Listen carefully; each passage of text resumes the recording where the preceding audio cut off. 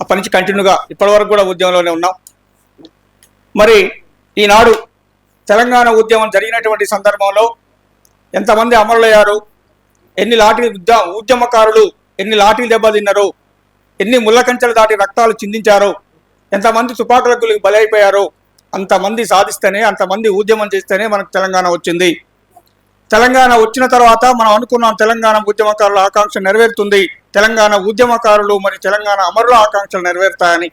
కానీ తెలంగాణ వచ్చిన తర్వాత 6 నెలల కాలంలోనే మన తెలంగాణ ఏం చెప్పారు అంటే, తెలంగాణ రాష్ట్రం మొత్తం భారతదేశంలోనే మొట్టమొదటి స్థానంలో ఉంది అంటే మనందరం గర్వపడ్డా, నేను కూడా గర్వపడ్డా, నా ఉద్యమ ఫలం ఫలించింది అని.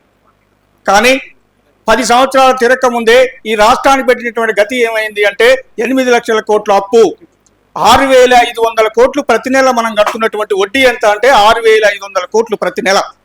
ఒక సంవత్సరానికి ఎంత అవుతుంది? 78,000 కోట్లు అవుతుంది. అదే 5 సంవత్సరాలకు ఎంత అవుతుంది? 3,90,000 కోట్లు. అంటే ఇంకొక వీటికి కూడా వడ్డీ కలుపుకుంటే ఒక 5 సంవత్సరాలకు 4 లక్షల కోట్ల రూపాయలు మనం వడ్డీ కడుతున్నాం. 10 సంవత్సరాల కాలానికి ఎంత అయింది ఇది అంటే దాదాపు మరి 4 అంటే 20 లక్షల కోట్లు. 20 లక్షల కోట్ల రూపాయల వడ్డీ మనం ప్రతి నెలకు 10 సంవత్సరాలు కట్టినటువంటి వడ్డీ. అంటే భారతదేశంలోనే ఎక్కువ వడ్డీ కడుతున్నటువంటి రాష్ట్రంలో మనదొకటి. అత్యధిక అప్పులున్నటువంటి రాష్ట్రంలో 10 రాష్ట్రాలలో మన రాష్ట్రం కూడా ఒకటి. అరే దేశంలో ముందున్నటువంటి రాష్ట్రం, దేశంలోనే మొట్టమొదటిగా ఉన్నటువంటి రాష్ట్రం మరి 8 లక్షల కోట్లు ఎందుకైంది? ఒక నెలకు 6,500 కోట్లు కట్టేటటువంటి పరిస్థితి మనకు ఎందుకు వచ్చింది అనేది ఇవాళ ప్రశ్న. ఓకే, 40 లక్షల కోట్లు 10 సంవత్సరాలు కడుతున్నాం. మనకు వచ్చేటటువంటి ఆదాయాన్ని 10 సంవత్సరాలకు లెక్కేస్తే దాదాపు అదొక 40 లక్షల కోట్లు.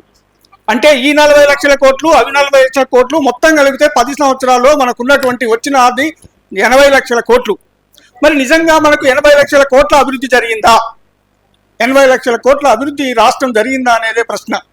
ఈ 40 లక్షల కోట్లతో మనం ఎన్ని ప్రాజెక్టులు కలగొచ్చు, ఎన్ని యూనివర్సిటీలు కట్టుకోవచ్చు, ఎంతమందికి విద్య కలిగచ్చు, ఎంతమంది పరిశ్రమలు కలిగచ్చు, ఎంతమందికి నిరుద్యోగం లేకుండా చేయొచ్చో కూడా మనకు అర్థమవుతా ఉంది. కానీ అది జరగలేదు కనుక మళ్ళీ మనం అప్పుల బాధల్లోకి నెట్టివేయబడ్డాం.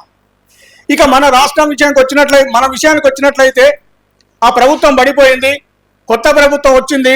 మన ఉద్యమకారులు ఒక కొత్త ఆశను చిగురింపజేసింది. ఏమిటది? తెలంగాణ ఉద్యమకారులకు 250 గజాల స్థలం ఇస్తాం, పెన్షన్ ఇస్తాం, గుర్తింపు కార్డు ఇస్తామని. ఇప్పటి వరకు 19 నెలలు అయినప్పటికీ కూడా ఆ ఊసు ఎత్తలే.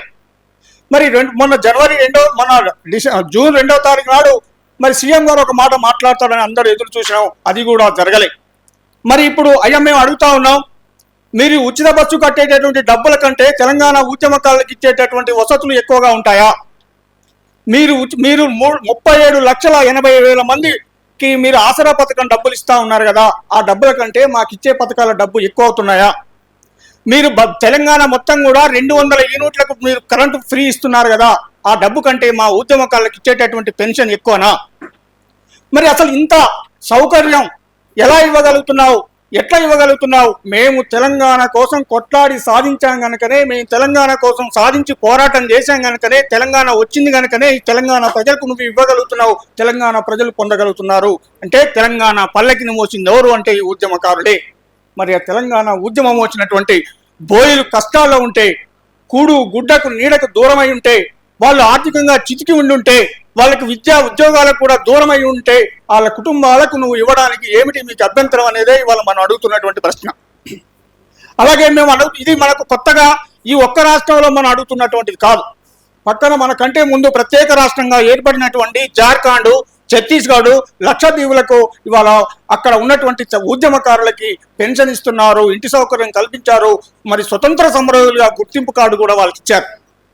మరి మనకంటే చిన్న రాష్ట్రాలు అవి, మనకంటే ఆర్థికంగా వెనకబడ్డటువంటి రాష్ట్రాలు, మనకంటే జనాభా తక్కువ ఉన్నటువంటి రాష్ట్రాలు, మనకంటే ఆర్థికంగా సంపదలైనటువంటి రాష్ట్రాలు, మనకంటే తక్కువ వనరులు ఉన్నటువంటి రాష్ట్రాలే అక్కడ ఉద్యమకారులకు ఇచ్చినప్పుడు ఇంత వనరులు ఉండి ఇంత అభివృద్ధి చెందినటువంటి చెప్తున్నారు కదా, మా ప్రజలకు మా ఉద్యమకారులకు ఎందుకు ఇవ్వరు అనుతున్నదే మనం అడుగుతున్నటువంటి ప్రశ్న. మరి అంతేకాకుండా మరి ఇంకెంతకాలం దీన్ని జరుపుతూ ఉంటారు, ఎంతకాలం చేస్తారు? ఇకనైనా ఉద్యమకారులకు ఇంకా గమ్మతైనటువంటి విషయం ఏంటంటే, ఇది బాగా గమనించండి, ఈ రాష్ట్రంలో ఉన్నటువంటి అన్ని ప్రతిపక్ష పార్టీలు 1-2 మినహా మీరు మేనిఫెస్టోలో పెట్టినటువంటి అమలు పరచండి. ఈ బురకచర్ల ఉద్యమం కావచ్చు, లేదా గోదావరి ప్రాజెక్టు విషయంలో కావచ్చు, అన్ని ప్రతిపక్ష పార్టీలు అడుగుతా ఉన్నాయి. నిజమే, అడగాల్సిందే. కానీ తెలంగాణ ఉద్యమకారులకు ఇస్తానటువంటి మెన్షన్లో మరి మీరు మేనిఫెస్టోలో పెట్టినటువంటి విషయాన్ని తెలంగాణ ఉద్యమకారులకు ఇప్పటి వరకు ఎందుకు ఇవ్వలేదని ఒక్క రాజకీయ పార్టీ కూడా అడగలేదు. ముఖ్యంగా టీఆర్ఎస్ పార్టీ అది అడగదు. ఎందుకు అడగదు అంటే, అయ్యా 10 ఏళ్ల కాలంలో నువ్వెందుకు చేయలేదని ఎక్కడ విమర్శిస్తారన్న భయం వాళ్ళకి. ఆడ తేలుగుట్టిన దొంగల్లాగా మూసుకొని ఉంటున్నారు. ఇప్పటికి మనం చేయాల్సింది ఏంటంటే ఒక సూచన, ఇది ఒక రాజకీయ ప్రక్రియ. ఇది ఒక రాజకీయ ప్రక్రియ ద్వారానే సాధ్యపడుతుంది.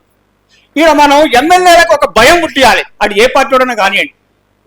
ఎమ్మెల్యేలు కనుక మనం ధర్నాలలోనో రాస్తారోకోమనో మరి ఎమ్మెల్యే క్యాంపస్ ముట్టడించైనా వాళ్ళలో ఒక భయాన్ని సృష్టించగలిగితే ఆ ఎమ్మెల్యే ఏం చేస్తాడంటే, అయ్యా ఈ ఉద్యమకారులకు ఇవ్వాల్సినటువంటి మరి మేనిఫెస్టోలో పెట్టినట్టు విధంగా మనం కనుక అమలు పరచకపోతే నాకు ఓట్లు రావయ్యా, నేను ఓడిపోతా అనేటటువంటి మెసేజ్ ఆ ముఖ్యమంత్రికి, ఆ పార్టీకి చేరాలి. అంటే ఇది ఎమ్మెల్యేలు మనకు స్థానికంగానే ఉంటారు. మన ముఖ్యమంత్రి దగ్గరకో గవర్నర్ దగ్గరకో పోయి ధర్నాలు రాస్తారోకోలు చేయను.